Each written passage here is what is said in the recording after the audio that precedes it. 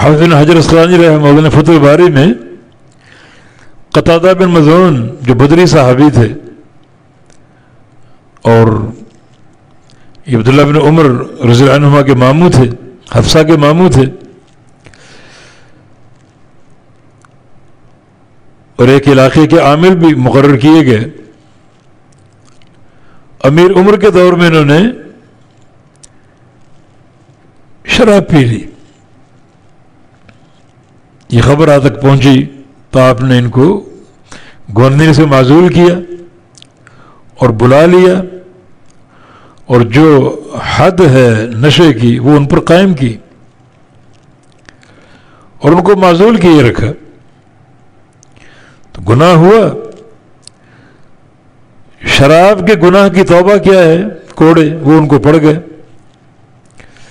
معاملہ صاف ہو گیا۔ جب حد قائم ہو جائے کسی گناہ کی، گناہ مٹ جاتا ہے، ختم ہو جاتا ہے۔ اور جب امیر المومنین عمر بن خطاب رضی اللہ عنہ حج کے لیے تشریف لے گئے تو آپ کے اس قافلے میں یہ بھی شامل تھے، قتادہ بن مظعون، عثمان بن مظعون کے بھائی ہیں یہ۔ تو امیر المومنین ایک دفعہ سو رہے تھے میدان منا میں، ایک دم آپ اٹھے اور کہا قتادہ بن مظعون کو بلا کر لاؤ، میں نے خواب دیکھا ہے کہ یہ آپ کا بھائی ہے، اس سے صلح کر کے معاملہ صاف کر لو۔ تو صلح ہو گئی، بات ختم ہو گئی۔ تو باہر کیف، صحابہ معصوم نہیں، معصوم صرف نبی ہے،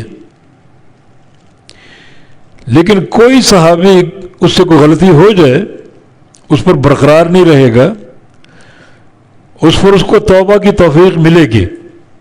کلًا وعد اللہ الحسنى، اللہ تعالیٰ نے سارے صحابہ سے جنت کا وعدہ کیا ہے۔